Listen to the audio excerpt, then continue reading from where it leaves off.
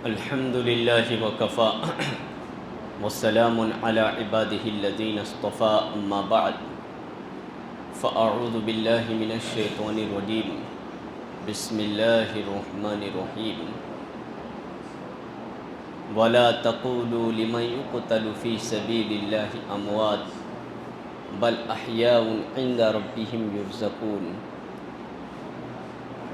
الذين إذا أصابتهم مصيبة قالوا إنا لله وإنا إليه راجعون أولئك عليهم صلوات من ربهم ورحمة وأولئك هم المهتدون وقال الله تبارك وتعالى وإن تصبروا وتتقوا لا يضركم كيدهم شيئا إن الله بما يعملون محيط صدق الله العظيم اللهم صل على سيدنا محمد وعلى آل سيدنا محمد وبارك وسلم اللهم صل على سيدنا محمد وعلى آل سيدنا محمد وبارك وسلم اللهم صل على سيدنا محمد وعلى آل سيدنا محمد وبارك وسلم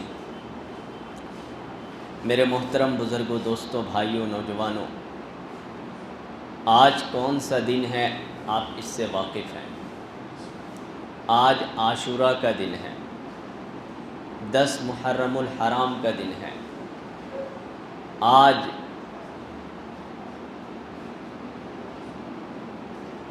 غم منانے کا دن نہیں ہے اور نہ خوشی منانے کا دن ہے، بلکہ آج اللہ تبارک و تعالیٰ کے حکم کو پورا کرنے کا دن ہے۔ قرآن ہمیں اپنے کسی عزیز کے انتقال اور اس کی شہادت پر ہمیں کیا حکم کرتا ہے،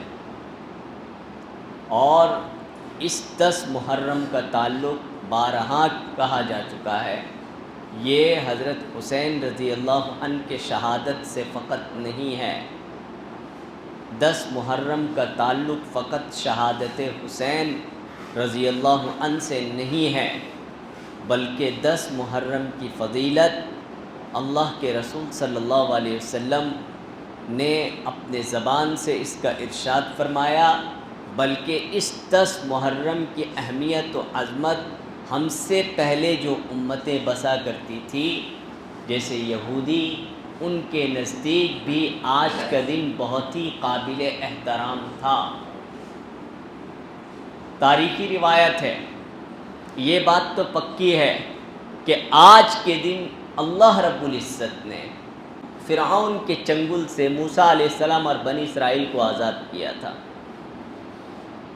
موسیٰ علیہ السلام اور بنی اسرائیل کی کیفیت کیا تھی، کیا حیثیت تھی، وہ کس نوعیت میں تھے، آپ کو بتاؤں؟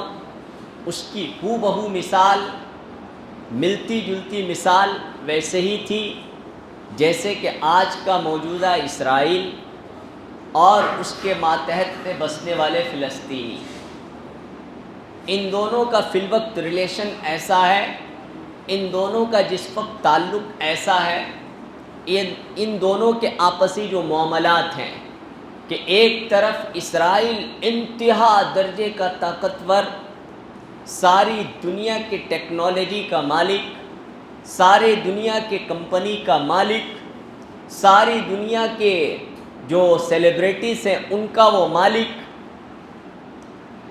بلکہ وہ اس بات کا اعلان تو نہیں کر رہا ہے کہ میں خدا ہوں، جیسے کہ فرعون نے اعلان کیا تھا انا ربکم الاعلی، میں تمہارا سب سے بڑا خدا ہوں۔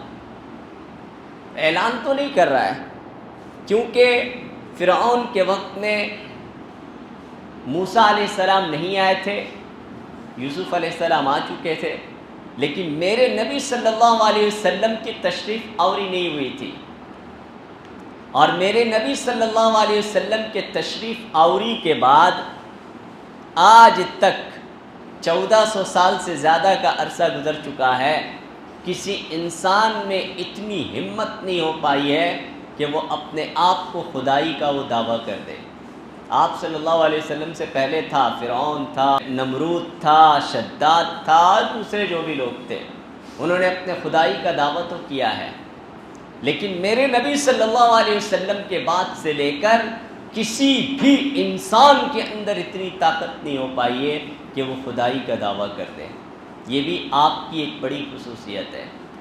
تو اسرائیل دعویٰ تو نہیں کر رہا میں تمہارا سب سے بڑا خدا ہوں، ہاں، مگر اس کا کام ہو بہو ایسا ہی ہے۔ کیسے؟ میں انہی کے قانون کے حساب سے انہی کی بات کہہ رہا ہوں۔ وہ فلسطین کو مار رہا ہے نا، یہ چھوٹی بات ہے، یہ چھوٹی بات ہے۔ میں کس حیثیت سے بول رہا ہوں کہ ابھی پوری دنیا میں یہ قانون لاگو ہے کہ کوئی ملک کسی دوسرے ملک پر حملہ کر کے دفاع کے لیے وہ حملہ کر سکتا ہے، اس کی زمین کو وہ قبضہ نہیں کر سکتا۔ اگر چین ہندوستان میں گھس کر آ جائے یا ہندوستان کسی پڑوسی ملک میں گھس جائے تو پوری دنیا کھڑی ہو جاتی ہے کہ اس جگہ کو خالی کرو۔ پوری دنیا، اگر امریکہ کسی جگہ میں جا کر قبضہ کر لے کسی زمین پر تو پوری دنیا اس کے امریکہ کے اگینسٹ میں قبضہ کھڑی ہو جاتی ہے۔ ڈائریکٹ قبضہ جس کو بولتے ہیں، انٹرنل نہیں، یہ دنیا کا لا بنا ہوا ہے۔ مگر یہی اسرائیل ہو بہو یہی کام کرتا ہے۔ کیا کام کرتا ہے؟ کہ پوری دنیا میں زمین کا قبضہ کرنا ناجائز ہے، تو انٹرنیشنل قانون کے مطابق، اور ہر دن جس دن سے اسرائیل کی ناجائز ریاست کا جنم ہوا ہے تب سے لے کر آج تک کوئی ایسا دن نہیں گزرا ہے جو زمینوں کو ناجائز قبضہ نہ کرتا ہو۔ حالانکہ انٹرنیشنل قانون کے خلاف ہے، لیکن وہ یہ بتانا چاہتا ہے انٹرنیشنل قانون جو ہے وہ عوام الناس کے لیے ہے، عام لوگوں کے لیے ہے، مسلمانوں کے لیے، ہندو کے لیے، عیسائی کے لیے، پارسی کے لیے ہے، لیکن انٹرنیشنل قانون ہمارے لیے نہیں ہے، ہم یہودیوں کے لیے نہیں ہے۔ وی آر سپیریئر، ہم سب سے بڑے ہیں، جو چاہے ہم کریں گے، جسے چاہے ہم رون دیں گے، جسے چاہے ہم اٹھائیں گے، جسے چاہے ہم پٹک دیں گے، یہ وہ اعلان کر رہے ہیں۔ تو جس طرح موجودہ اسرائیل اور موجودہ فلسطین کا آپس میں سمبند ہے، اسی طرح فرعون اور بنی اسرائیل کا آپس میں سمبند تھا کہ ہر روز فرعونی بنی اسرائیل کے بچوں کو مارا کرتے تھے، ان کے عورتوں کا وہ غلط استعمال کیا کرتے تھے۔ تو ہو بہو آج بھی اسرائیلی فلسطین کے نوجوانوں کا، ان کے مردوں کا، ان کے عورتوں کا قتل عام کرتی ہے۔ اب پوری دنیا چلا رہی ہے، کرا رہی ہے، ایسا نہیں کہ چلانے والوں میں مسلمان ہیں، مسلمان سے زیادہ غیر مسلم ہیں، لیکن اس کے باوجود بھی وہ ٹس سے مس نہیں ہو رہا ہے، کیونکہ اس کو پتا ہے سارے لوگوں کا لگام اس کے ہاتھوں میں ہے۔ مگر کتنا دن؟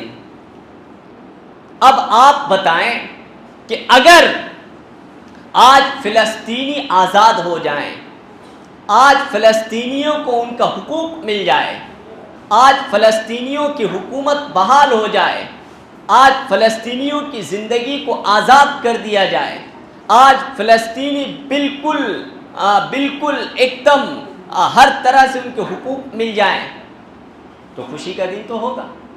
ارے ہوگا کہ نہیں؟ بہت خوشی کا دن ہوگا، فلسطین کے لیے علی الخصوص اور تمام مسلمانوں کے لیے علی العموم، اور دنیا کے جتنے بھی انصاف پسند لوگ ہیں ان کے لیے بھی، چونکہ غیر قانونی اسرائیلی ہیں، قانونی فلسطینی ہیں۔ تو یہی حال ہوا تھا آج 10 محرم الحرام کے دن کہ بنی اسرائیل انتہائی کسمہ پرسی کے عالم میں تھے، اور اس کے مقابلے میں فرعون انتہائی درجے کا ظالم و جابر تھا۔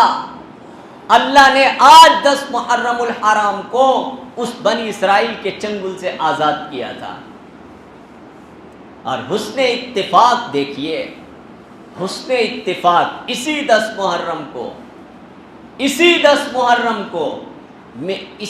محرم کو بھی ایک آزادی ملی تھی۔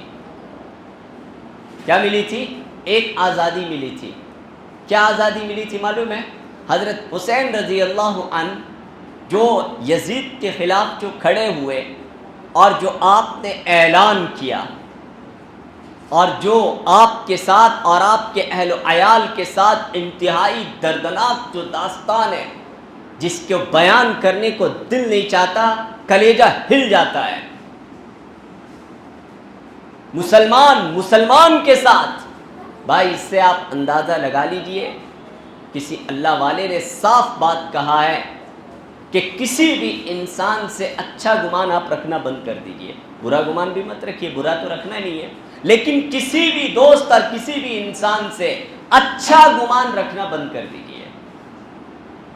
کیونکہ جیسے مفاد آئے گا، اپنے مفاد کا کون کس کا بھیٹ چڑھا دے گا معلوم نہیں. حضرت حسین رضی اللہ عنہ ایک بہترین مثال ہے. میں نہیں کہہ رہا ہوں جو کوفی کھڑے ہوئے تھے حضرت حسین رضی اللہ عنہ کے خلاف ہزاروں کے تعداد میں، وہ سارے کے سارے حضرت حسین رضی اللہ عنہ کے مخالف تھے. ان کے دل میں ان کوفیوں کی محبت نہیں تھی، حضرت حسین رضی اللہ عنہ کی محبت نہیں تھی. میں نہیں کہہ رہا ہوں تھے، مگر وہ سارے کے سارے بزدل مفاد پرست تھے.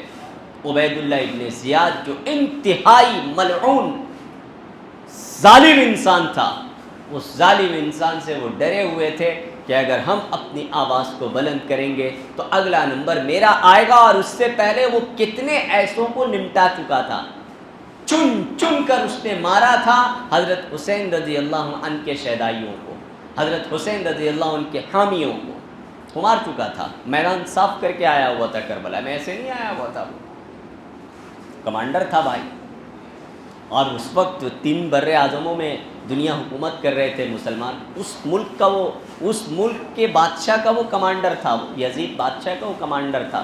چھوٹے موٹے ریاست اور چھوٹے موٹے ملک نہیں تھا جی. پورا عرب، پورا پرشین امپائر، پورا رومن امپائر کا ایک بہت بڑا حصہ ان کے زیر سلطنت میں تھی. اتنے بڑے بادشاہت کا مالک تھا. اسلام نے، اللہ کے رسول علیہ السلام کے محنتوں نے اتنا نتیجے تک پہنچایا ہوا تھا، لیکن اس کا وہ کمانڈر تھا عبید اللہ ابن زیاد. ایک چھوٹے موٹے ریاست کا کمانڈر نہیں تھا.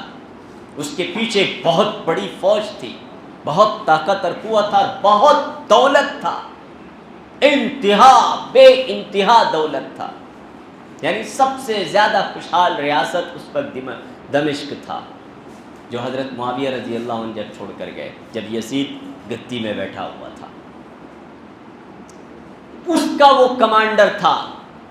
اس کے سامنے جیسے کہ دنیا کا عام طور پر احوال آتا ہے، جیسے کہ آج کل آپ کو چاروں طرف سے نظر آ رہا ہے، مسلمان مارے جا رہے ہیں، بلڈوزر سے ان کے گھر توڑے جا رہے ہیں، مظلوم دبلے جا رہے ہیں، کچلے جا رہے ہیں، پسے جا رہے ہیں. مگر مجال ہے کہ کوئی ان ظالموں کو للکارے، مجال ہے کہ اٹھ کر ایک ٹویٹ بھی کر دے، ایک ویڈیو بنا کر بھی بول دے، ان برائی کو برائی کہہ دے، بھلائی کو بھلائی کہہ دے، حق بات کی تائید کر دے، باطل کی مخالفت کر دے. آپ کو لوگ نظر آ رہے ہیں. تو یہ عام طور پر یہ دنیا کے انسانوں کی ایک فطرت ہے. لاکھوں میں، کروڑوں میں ایک کوئی مائی کا لال پیدا ہوتا ہے جو باطل کو للکارتا ہے. جیسے کہ موسیٰ علیہ السلام نے فرعون کو للکارا تھا، حضرت حسین رضی اللہ عنہ نے یزید کو للکارا تھا. حسن اتفاق دونوں کا دن ایک ہی تھا، ایک ہی پڑ گیا. یہ آج کا دن تھا، 10 محرم کا دن تھا. حضرت حسین رضی اللہ عنہ نے للکار دیا یزیدیوں کو، تم جتنی بڑی بھی طاقت و سلطنت اپنے پاس رکھو، میرے کو اس سے کچھ فرق نہیں پڑتا ہے، مجھے اس کا کچھ فرق نہیں پڑتا ہے، میرا اس سے کوئی لینا دینا نہیں ہے. میں تو صرف اس اللہ کی عبادت کرتا ہوں. میرے نانا جان کی لائے ہوئے دین کو حکومت کے توسط سے جو بگاڑا جا رہا ہے. حضرت حسن رضی اللہ عنہ نے مصالحت کر لیا تھا حضرت معاویہ سے. حضرت حسن رضی اللہ عنہ کا یہ قدم 100% صحیح تھا. کیوں؟ اس لیے کہ حضرت حسن رضی اللہ عنہ کے اگینسٹ میں جو تھے وہ حضرت معاویہ تھے، اور حضرت معاویہ وہ کون تھے؟ وہ صحابی رسول تھے۔ وہ کون تھے؟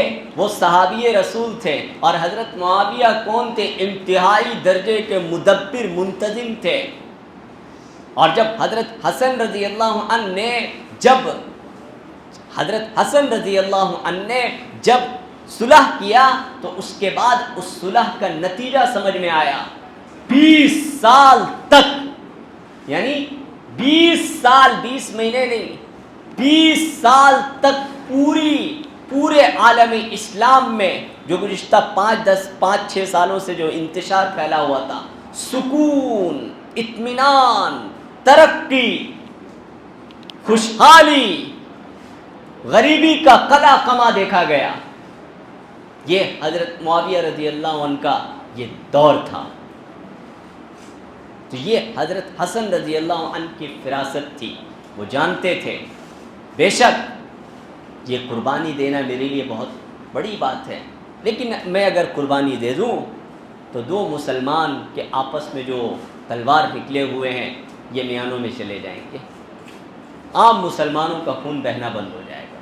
اس کے لیے آپ پر اتنی تنقیدیں کی گئی، آپ پر اتنی لعنت و ملامت کیا گیا، آپ کو یوں پکارا جاتا تھا، یا مذل المؤمنین، اے ایمان والوں کو ذلیل کرنے والے، حضرت حسن رضی اللہ عنہ کو، اے ایمان والوں کو ذلیل کرنے والے، اے مسلمانوں کے سر کو جھکانے والے، اس طرح کے الفاظ سے آپ کو لوگ طعنہ دیا کرتے تھے۔ میرے بھائی، یہ دنیا میں کسی کو نہیں چھوڑا گیا بھائی، کسی کو نہیں چھوڑا گیا۔ اللہ کے فضل سے میں بھی اس بات کو اچھے طریقے سے سمجھ گیا ہوں، اس لیے میں بھی اپنی چمڑی کو موٹی کر لیا ہوں کہ اب کسی کی سننا نہیں ہے، جو حق ہے وہی کرنا ہے، جہاں تک جتنی استطاعت ہے وہی کرنا ہے۔ اتنی تنقید، اور حضرت حسن رضی اللہ عنہ صلح کے بعد 1-2 سال زندہ نہیں رہے، لگ بھگ 16-17 سال زندہ رہے آپ۔ اتنے لمبے عرصے میں آپ پر جو تنقیدیں ہوئی، جو ملامتیں ہوئی، جتنا آپ نے برداشت کیا ہوگا، یہ آپ ہی، ایک تو حکومت کو چھوڑنا، یہ کتنا مشکل کام ہے، گدی کو چھوڑنا، اور دوسری طرف لوگوں کی اس طرح طعنے سن کر برداشت کرنا، یہ حضرت حسن رضی اللہ عنہ ہی سمجھتے ہیں کہ ان پر کیا گزرتا ہوگا۔ لیکن عام مسلمانوں کی خون نہ بہے، عام مسلمان خوشحال رہیں، عورتیں بیوہ نہ ہو، بچے یتیم نہ ہوں، عام لوگوں کی قربانی، جیسے کہ اللہ کے رسول علیہ الصلوۃ والسلام نے قربانی دیا، یہ حضرت حسن رضی اللہ عنہ کے شایان شان یہی تھا۔ لیکن جیسے حضرت حسن رضی اللہ عنہ کو زہر دے کر مار دیا جاتا ہے، اور واقعتاً اگر حضرت حسن رضی اللہ عنہ زندہ ہوتے اور حضرت معاویہ رضی اللہ عنہ کے آخری عمر تک، تو حضرت معاویہ رضی اللہ عنہ، علماء نے لکھا ہے کہ حضرت حسن رضی اللہ عنہ کو خلافت کی گدی سونپ دیتے، کیونکہ حضرت معاویہ کو بڑا پیار تھا حضرت حسن سے، بڑا اعتماد تھا، بہت قابل سمجھتے تھے۔ لیکن حضرت حسن نہیں تھے، وہ ایک کیا ہے کیا نہیں ہے، وہ صحابی رسول ہے، اس وقت کی کیا سچویشن ہے، کیا حالات ہیں، ہم اس پر تبصرہ نہیں کریں گے۔ بہرحال یزید گدی پر بیٹھتا ہے، حضرت حسین رضی اللہ عنہ نے دیکھا کہ ایسا آدمی معاویہ، کیونکہ حضرت حسن رضی اللہ عنہ نے جو صلح کیا تھا، حضرت حسین رضی اللہ عنہ نے منع کیا، ایسا تو نہیں ہے، حضرت حسین رضی اللہ عنہ کے مخالف تھے، ایسا تو نہیں ہے، دونوں بھائی اچھے سے تھے۔ لیکن جب وہ گدی میں بیٹھا اور اٹھ پٹانگ اس کے فیصلے ہونے لگے اور طرح طرح کے عجیب و غریب حالات ہونے لگے، تو اس وقت حضرت حسین رضی اللہ عنہ اٹھے، بولے کہ یہ مجھ سے برداشت نہیں ہو پائے گا، چاہے جو ہو۔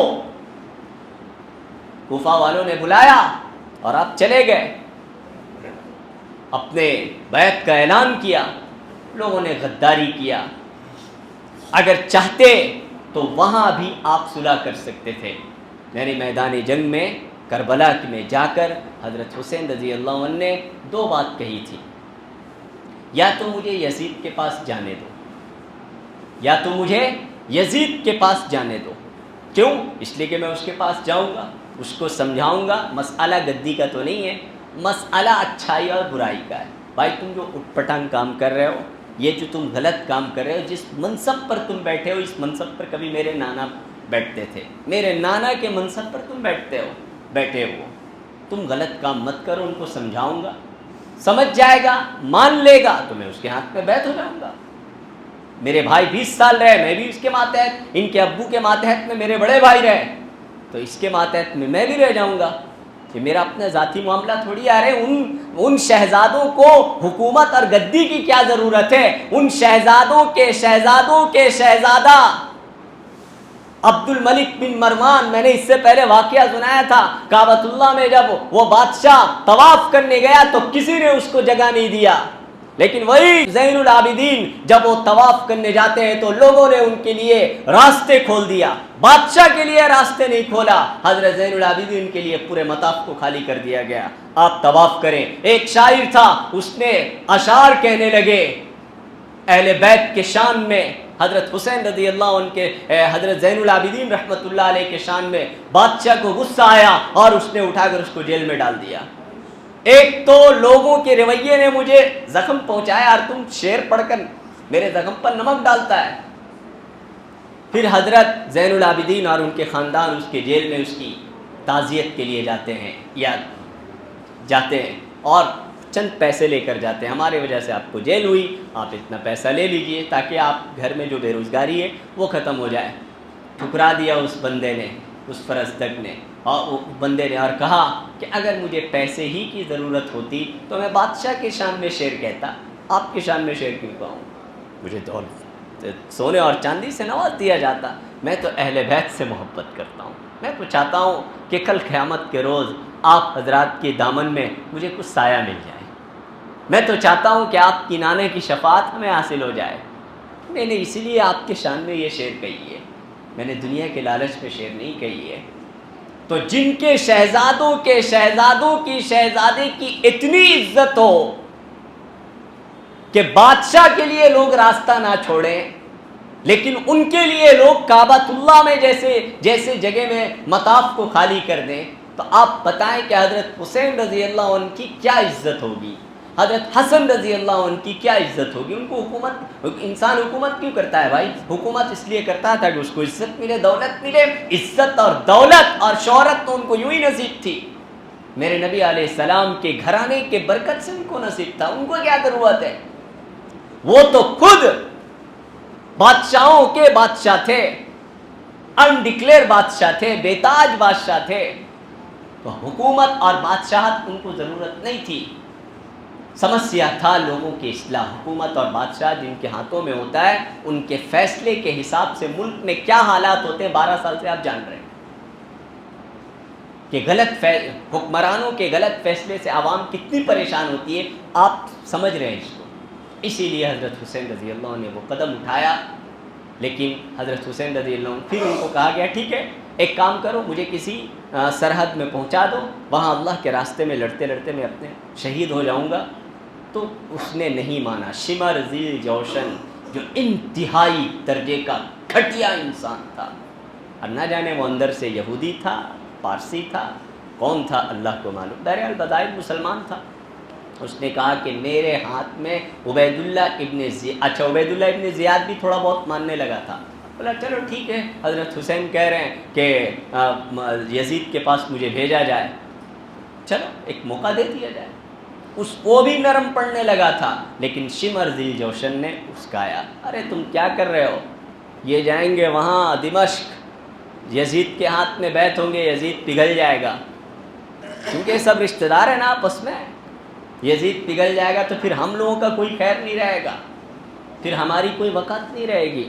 بہرحال جو بھی بول کر بھڑکایا، اس کو بولا کہ پہلے تم کہو کہ میرے ہاتھ میں تم بیعت کرو. عبید اللہ ابن زیاد جس نے انتہائی درجے کا ظلم مچا رکھا تھا، حضرت حسین رضی اللہ عنہ کے پہنچنے سے پہلے مسلم بن عقیل ان کے جو حضرت علی رضی اللہ عنہ کے جو بھائی تھے ان کو شہید کر چکا تھا بلا وجہ، اور سب کے ساتھ اس نے ظلم و ستم کیا تھا، پورے کوفے میں ہڑبنگ مچایا تھا.